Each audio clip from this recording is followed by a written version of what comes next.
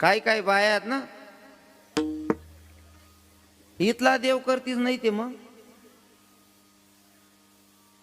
वावर मा बाया बाया चावी राहतात. एक मावशीने ती एक ताईला विचार खावा बहीण म्हणे, तू काय पाहिजे महादेव ना मंदिर दिखणी नाही म्हणे. हाय ताई मी कोरा महादेव दोई होऊन म्हणे.